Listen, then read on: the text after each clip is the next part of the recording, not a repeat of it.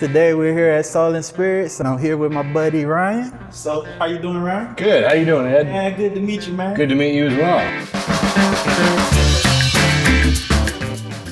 Welcome to Soul and Spirits. We're named for a quote from Anton Pedel. He is a famous German brewer. He says, "Malt is the soul of beer, hops the spice, yeast the spirit, and water the body."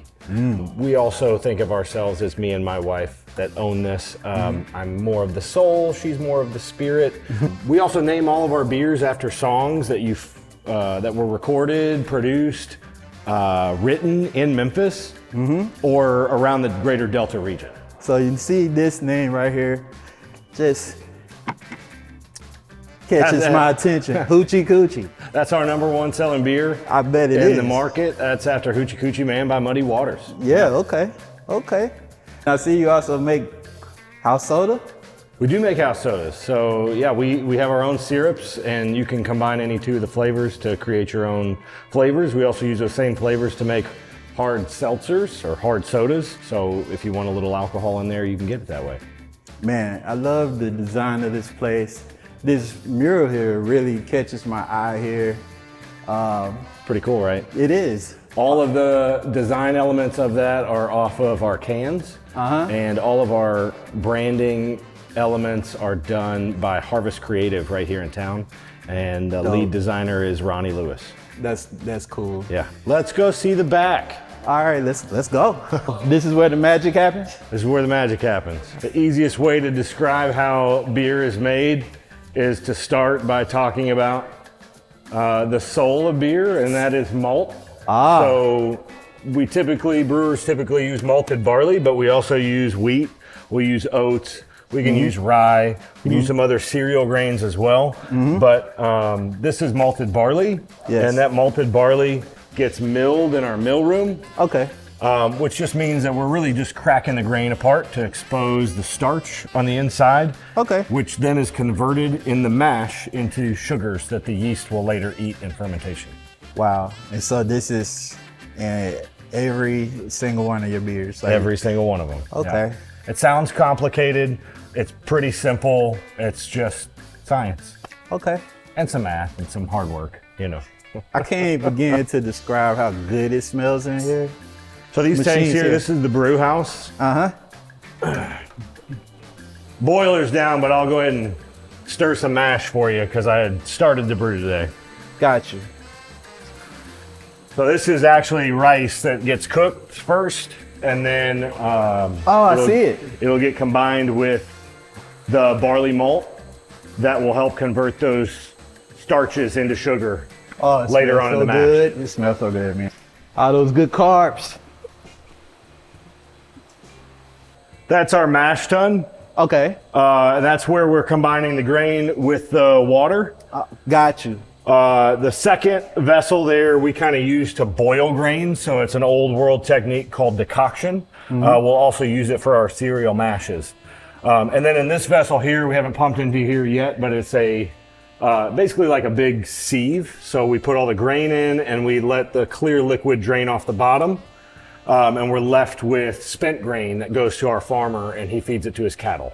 Got it. Yeah. So then that clear liquid comes off and gets pumped over into our boil kettle. Yeah. And in the boil kettle, we're going to start adding hops. We're going to boil the wort, as it's known now, which is our sugary liquid. Yeah. We're boiling it for a number of reasons, but one of those is to sterilize it so that it is free of bacteria and any other microbes that may be in it. That makes sense. So we start adding hops, and generally speaking, the earlier that you're adding hops into the boil, you're getting more bitterness. Generally speaking, the later that you're adding them, you're getting more flavor and aroma. So that's how you get your different types of beers? Yeah, sure. Got you. And how many different types of beers do y'all have? Close to 20 maybe? Or? Well, on the board right now, I think we've got 25. 25? Yes. Okay. But you probably have... We've done over 200 unique beers here. Wow. Yeah. Okay. And some of that's variance in alcohol. You know, as we say that The hops are the spice. We think of it like salt and pepper, but also like paprika and coriander and nutmeg. Yeah, absolutely. So we're using those different hops to spice it differently because there's hundreds of different varietals of hops. They give us different oil compositions that allow the beer to taste, more citrusy or more woodsy. Yes. So we're looking to combine those for unique flavors to give uniqueness to each beer. As well as the yeast. Yeast plays a big part in that as well. So we brew all types of beer here, and that's one of the things we pride ourselves on is brewing all kinds of beer for all types of people. Gotcha. And if someone wants to purchase the beer, do they? So we are in Kroger and we're in Walmart in Arkansas. So we're in 3 different states right now. We're in Arkansas, Tennessee, and northern Alabama. Okay. I know you mentioned that the Hoochie Coochie is one of your best sellers. Yes. What else is a big seller? Our second biggest seller is called Daydreamer. It's a rice pilsner. We call it a Southern Pils. It's kind of a new, unique style where we let it dry out, but it's kind of got like this soft mouthfeel to it. We also use hops from New Zealand that provide this kind of flavor that kind of, in my opinion, tastes a little bit like muscadine wine. Kind of kiwi-esque.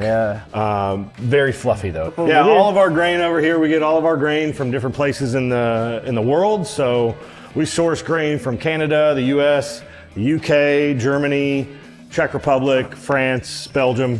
Big thing of corn? Big thing of corn. That is local grown corn. Yep. Okay. And then we also get our rice locally as well. Okay. You get your corn from West Tennessee, or where you get it? We actually get it right across the river in West Memphis. West Memphis, Arkansas? Yeah. Okay.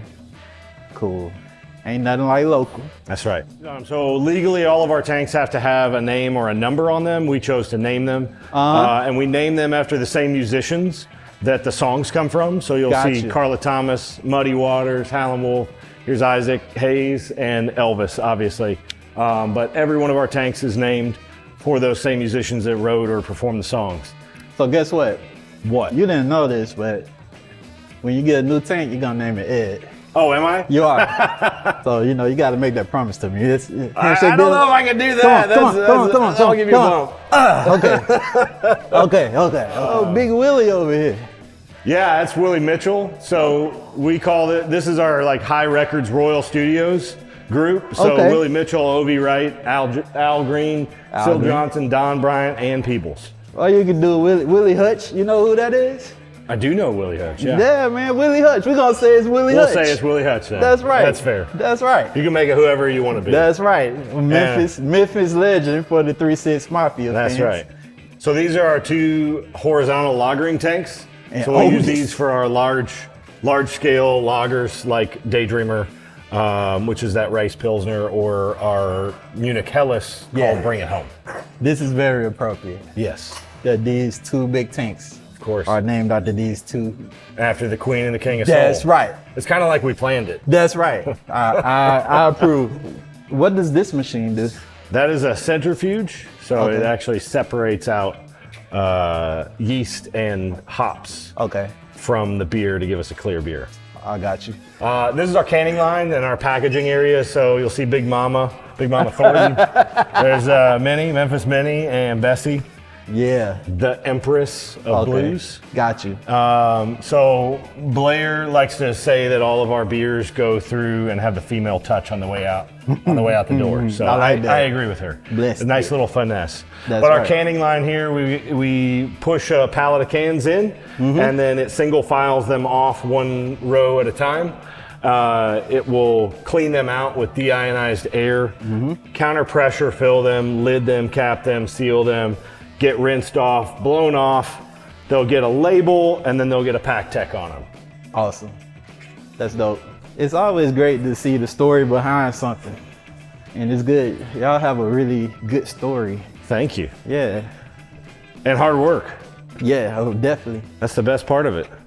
All right, so I'm assuming you're Blair. I am. All right. Ed, how are you? I'm very good. Good. So learn a little bit about how we make the beer. Yeah. So now it's time for you to try some beer. This is the best part. It is the best part. Yeah, yeah. So I actually have a friend that's going to join me, my friend Kyle. Oh, yeah. Okay. All right. Well, let's bring him in. All right.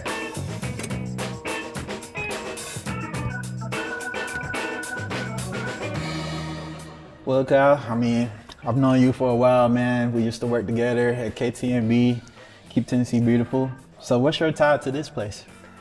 Well, when I'm not busy keeping Tennessee beautiful, sometimes I come down here and serve a beer every once in a while. You can find me here on weekends mostly, but I just fell in love with the place. I'm a big fan of soul music and the city of Memphis and a great beer, and this place has all three of those. Oh yeah. What made y'all choose this location? I mean, of course it's right near Great River Road. Well, we wanted to be as close to downtown as possible. It's one of the reasons we picked this location. Also, zoning comes an issue, so we wanted to get an old industrial building so that we could manufacture beer. But we loved this old building, had a lot of character. It's actually almost 100 years old. Wow. It was originally built in the early 40s for Westinghouse Electric Company. So light bulbs were built here. Wow. We won Tennessee Brewery of the Year in 2022, 2023, and 2024. And in 2025, they actually emailed us and said, I'm so sorry, we're not holding the competition this year. And we were really bummed.